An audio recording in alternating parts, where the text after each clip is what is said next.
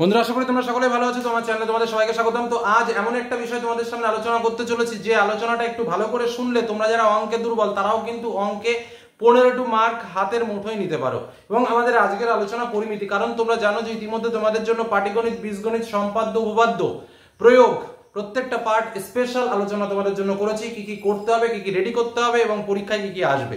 তো আজকে আমাদের আলোচনা হচ্ছে পরিমিতি, কারণ পরিমিতিতে আমাদের মোট 5টা অধ্যায় রয়েছে। তোমরা জানো আয়তঘন, লম্ববৃত্তাকার শঙ্কু, গোলক, লম্ববৃত্তাকার চোঙ, লম্ববৃত্তাকার শঙ্কু এবং বিভিন্ন ঘনবস্তু সংক্রান্ত সমস্যা।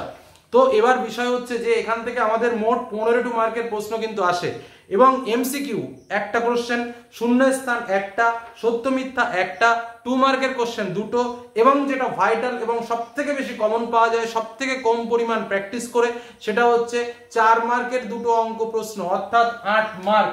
আমি এখানে নোট করে দিয়েছি, একটা এমসিকিউ, একটা শূন্যস্থান, একটা ট্রু ফলস, দুটো 2 মার্কের প্রশ্ন এবং দুটো 4 মার্কের প্রশ্ন। দেখো 4 মার্কের প্রশ্ন মোট 3টে আসে, আমাদের দুটো করতে হয়। এবার লজিকটা কোথায় দেখো, লজিকটা হচ্ছে আমাদের মোট 5টা চ্যাপ্টার থেকে 3টে অঙ্ক প্রশ্ন আসবে। এই কথাটা তোমাকে কেউ বলবে না।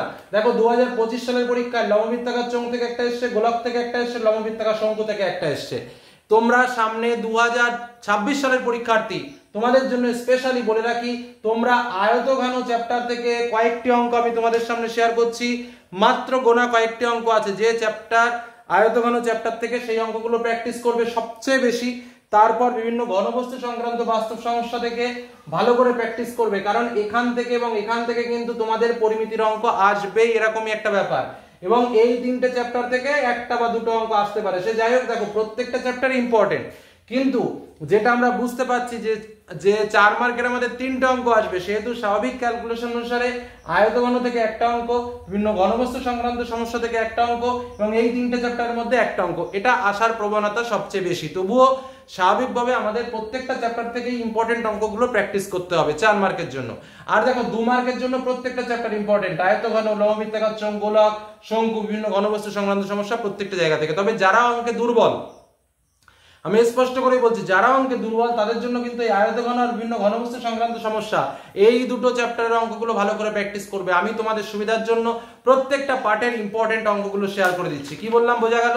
তো চলো অঙ্কগুলো এবার একটু দেখে নিই, কোন কোন অঙ্কগুলো আমরা ভালো করে প্র্যাকটিস করব 2 মার্কের জন্য এবং 4 মার্কের জন্য। তো প্রথমেই আমরা যেটা চলে আসবো, দেখো আমি তোমাদের জন্য পুরোপুরি নোটস করে নিয়েছি, আমি নোটসটাই তোমাদের সামনে তুলে ধরছি। প্রথম আমাদের যে চ্যাপ্টারটা রয়েছে, দেখো আয়তঘন চ্যাপ্টার, যেখানে আমাদের বইয়ের পৃষ্ঠা নম্বর 73 পৃষ্ঠাতে তোমরা চলে যাবে এবং সেখানে দেখতে পাবে 16 দাগের অঙ্ক এবং 18 দাগের অঙ্ক। 18 দাগের অঙ্কটা মোস্ট ইম্পর্টেন্ট এবং পরীক্ষা আসার মতো। তারপরে দেখো 74 পৃষ্ঠাতে রয়েছে 9, 10, 11, 12, 13 এবং 15।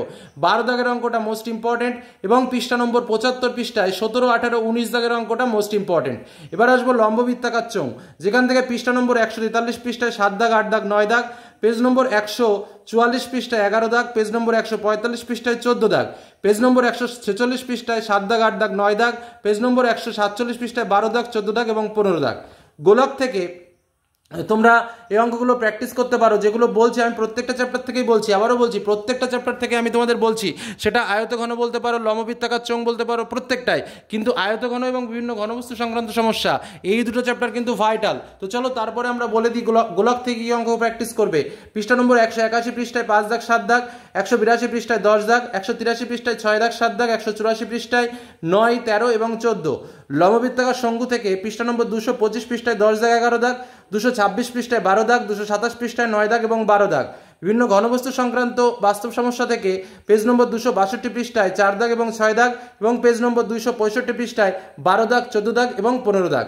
এই হলো আমি প্রত্যেকটা চ্যাপ্টার থেকে বলে দিলাম। তোমরা প্রয়োজনে একটু স্ক্রিনশট করে নিতে পারো এবং এই অঙ্কগুলো ভালো করে কিন্তু তোমরা প্র্যাকটিসও কিন্তু করতে পারো, কারণ এই অঙ্কগুলোর মধ্যে থেকে তোমরা কিন্তু 2 মার্কের প্রশ্ন এবং 4 মার্কের প্রশ্ন নিশ্চিত রূপে কমন পেতে চলেছে, এটুকু প্রথম বলে রাখলাম।